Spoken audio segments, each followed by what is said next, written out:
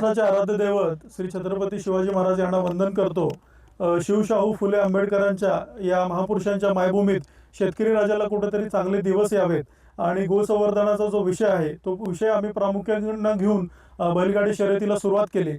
आमचे मार्गदर्शक नेते माननीय आमदार श्री जयंत पाटील साहेब यांच्या मार्गदर्शनाखाली ह्या एवढ्या मोठ्या स्वरूपात बैलगाडी शर्यतीचं आम्ही आयोजन करत आलेलो आहे।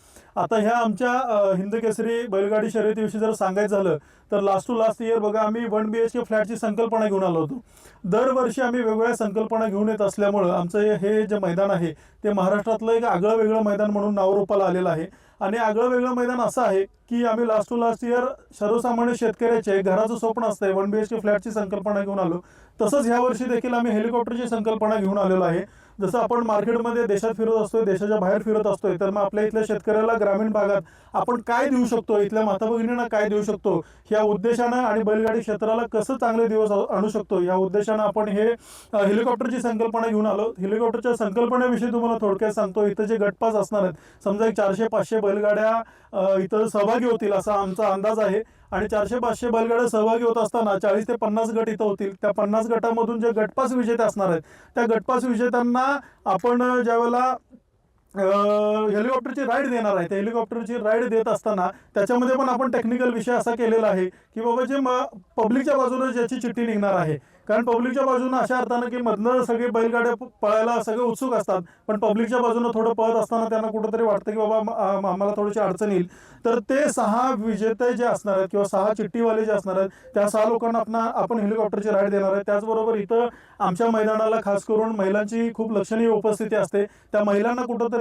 माता भगिनींना हेलिकॉप्टरमध्ये बसता यावं, तर त्या 6 लकी महिला भाग्यवान विजेते जे असणार आहेत त्यांना देखील आपण हेलिकॉप्टरची राईड देणार आहे। त्याचबरोबर इथं येणारे जे प्रेक्षक असतील किंवा इथल्या परिसरातले जे लोक असणार आहेत, रामनवमीचा दिवस आहे, खूप चांगला दिवस आहे, उत्कृष्ट दिवस आहे आणि त्या रामनवमीच्या दिवशी इथल्या लोकांना, परिसरातल्या लोकांना देखील हेलिकॉप्टरची राईड करता यावी, त्या सगळ्या लोकांच्यासाठी अगदी कमी दरात म्हणजे 3000 रुपयामध्ये हेलिकॉप्टरची राईड आपण इथं उपलब्ध करून दिलेलं आहे।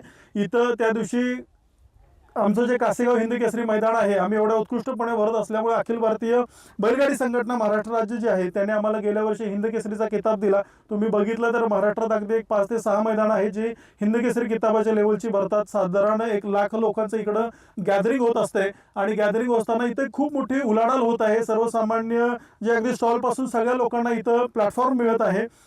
ते मिळत असताना हेलिकॉप्टरची संकल्पना झाली, ह्या सगळ्या संकल्पना झाली, पण त्याच्याबरोबर मी तुम्हाला आवर्जून ही पण गोष्ट सांगेल की हे आमचं कासेगाव हिंद केसरी मैदान जे असणार आहे ते महाराष्ट्रातलं एक पहिलं मैदान असेल की जिथं हेलिकॉप्टरमधून पुष्पवृष्टी केली जाईल। आपण इथं कासेगाव हिंद केसरी मैदानावरती पुष्पवृष्टी करणार आहेत। त्याचबरोबर रामनवमीचा दिवस आहे, रामलिंग बेट जे बहे आहे तिथं बहे येथे देखील आपण हेलिकॉप्टरमधून पुष्पवृष्टी करणार आहे। कासेगावमध्ये श्री मारुती मंदिर आहे, हनुमानाचं मंदिर आहे, तिथं देखील आपण पुष्पवृष्टी करणार आहे। त्याचबरोबर माझे जे आई वडील आहेत, माझ्या वडिलांचं नाव धोंडीराम आहे, आईचं नाव गुंपावती आहे, माझ्या घराचं जे नाव आहे ते रामवती आहे, ते माझ्यासाठी श्रद्धास्थान आहे, तिथं देखील माझी आई असेल किंवा माझं कुटुंब असेल त्यांना घेऊन आपण पुष्पवृष्टी करणार आहे। तर ह्या सगळ्या विविध संकल्पना आहेत, म्हणजे घरातल्या बरोबर ह्या इथल्या सगळ्या लोकांना देखील त्या हेलिकॉप्टरचं राईड घेता यावी। आणि बक्षिसाबद्दल जर बोलायला गेलं तर 5 लाख, 3 लाख, 2 लाख, 1 लाख, 62,000, 26,000 असे वेगवेगळी बक्षिसं, मोठ्या प्रमाणात बक्षिसं देण्याचा आम्ही इथं नेहमीच प्रयत्न केलेला आहे। आणि प्रवेश फी विषयी जर बघितलं तर तुम्ही अगदी 3000 रुपये एकदम कमीत कमी प्रवेश फी इथं ठेवलेले आहे। साधारण 30 ते 40 एकरचं क्षेत्र इथं रिकामं केलेलं आहे। इथल्या शेतकऱ्यांचं देखील तेवढंच मनापासून समाधान आहे किंवा त्यांचं देखील आभार मानणार आहे, कारण काय आहे, तुम्ही महाराष्ट्रात कुठेही गेला बघितलं तर वर्षानुवर्ष म्हणजे बऱ्याच ठिकाणी असं आहे की फाट्या बदलतात, बदलत नाही असं म्हणत नाही, पण जनरली फाट्या त्याच असतात, वर्षानुवर्ष त्याच जागेवरती मैदानं घेतली जातात। पण आमचं कासेगाव जे आहे ते लोकनेते राजाराम बापूंच्या पुण्यानं असेल, अगदी सदन भाग आहे, इरिगेटेड बेल्ट आहे, पानस्थळ भाग आहे, इथं ऊसाची शेती मोठी प्रमाणात होते आणि लागवण असेल, खोडवा असेल आणि खोडव्याचं पीक गेल्याशिवाय आम्हाला इथं मैदान करता येत नाही।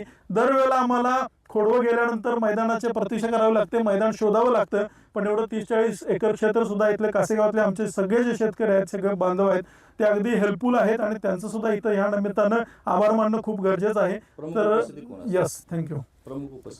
प्रमुख उपस्थितीमध्ये आमचे नेते जे आहेत माननीय आमदार श्री जयंत पाटील साहेब हे प्रामुख्याने उपस्थित आहेत।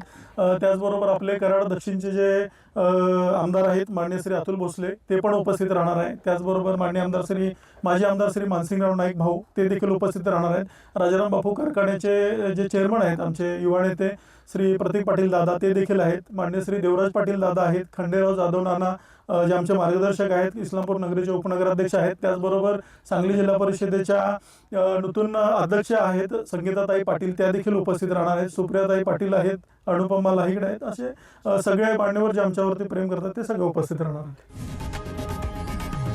लोकशाही मराठी ऐका, पहा, जागरूक रहा।